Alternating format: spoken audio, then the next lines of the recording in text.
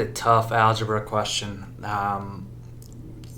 Feel free to pause the video as many times as you need to make sure you're following along, because it can get a little bit messy, a little bit annoying at times, and a little bit confusing. So I'm gonna try my best to simplify it as much as I can.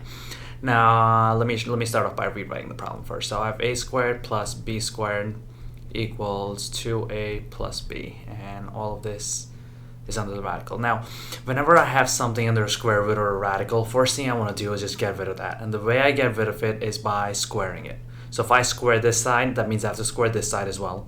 So the square root and the square, they cancel each other out. So I'm left with just a squared plus b squared, and all of that equals the quantity of 2a plus b squared.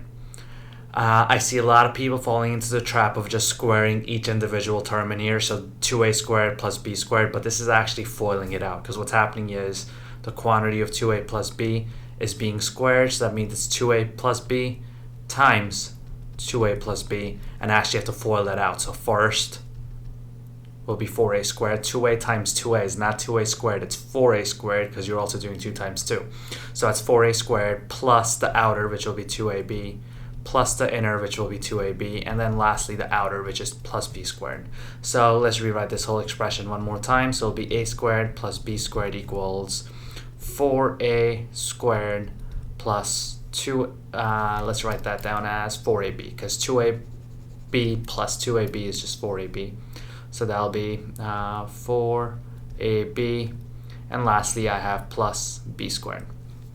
Now see how it plus b squared here, plus b squared here? So if I subtract b squared from here and I subtract b squared from here, they cancel each other out. So the a squared and the b squared and the b squared here are gone. Now that a squared, I'll subtract the a squared from here, and I'll subtract a squared from here, and that'll leave me with 0 over here, because a squared minus a squared is just 0. 0 equals 3a squared plus 4ab. Now, remember, my end goal is to figure out a over b. So I want a over b now. So let's see what I can do now.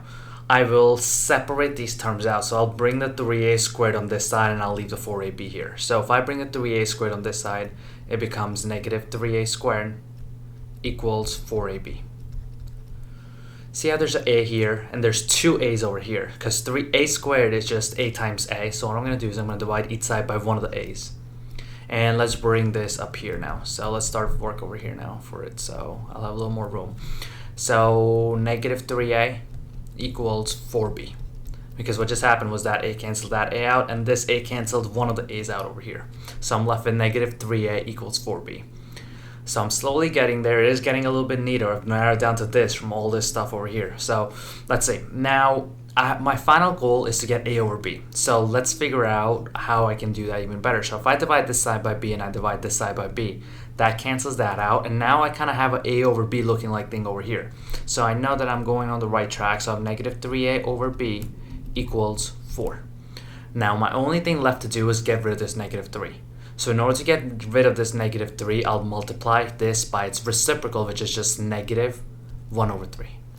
So negative 1 over 3 times negative 3 is just positive 1, so that will leave me with just a over b, and that would mean I have to multiply this by negative 1 over 3 as well. So now I'm left with a over b equals negative 4 over 3, which is what I'm looking for. So a over b equals negative 4 over 3.